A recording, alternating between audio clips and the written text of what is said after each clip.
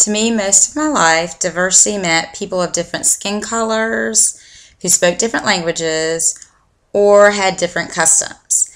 I was raised in a home with a South African father and an American mother. They had white friends, American friends, Afrikaans friends, and Jewish friends. Within my small little neighborhood, though, there was only one African American family who lived up the street from us, and I was friends with the little girl there. Although I attended a private school, predominantly white, K through 8, my parents took our family overseas when my sister and I were children to Israel and also to South Africa.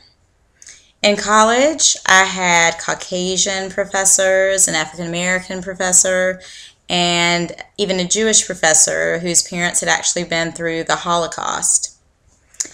Also in college, I had the opportunity to study abroad in London, England, in Edinburgh, Scotland, and also in Amsterdam, Holland. I've been around people like me with similar cultural values, similar culture and similar values, but I've also had exposure to people and interactions with people with different values, different customs, and different beliefs than my own. The manager of my first job was actually Arabic. His wife was American, but his family, his parents, and he had come from Egypt to the U.S. As I grew, I think my definition of diversity began to change and not limit itself to just simply skin color and language, but to expand and into include, but not just limit itself to religious preference and sexual orientation. I married a former Jehovah's Witness, and I myself am not a Jehovah's Witness. My husband's family are still practicing members.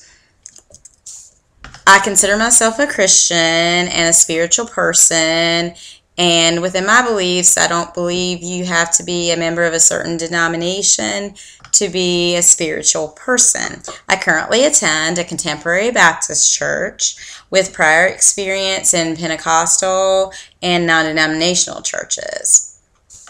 We have neighbors and friends who are Mormon, and my brother-in-law is an atheist. In addition to these exposures and becoming an educator, I've also worked in the gym and fitness industry, and two of the managers at one of the gyms where I worked led alternative lifestyles. One of the managers was a lesbian, another one of our managers, and then a co-worker, both of who I actually became good friends with, were gay males. With regard to multicultural issues and multicultural counseling, I'm excited about learning more about how to relate to different populations while I'm nervous at the same time.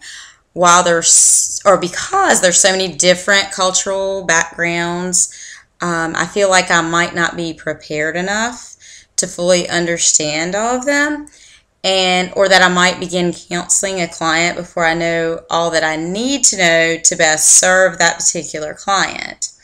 It also excites me. Another thing about this whole experience is that I think it will challenge me and allow me to grow as a professional and an individual.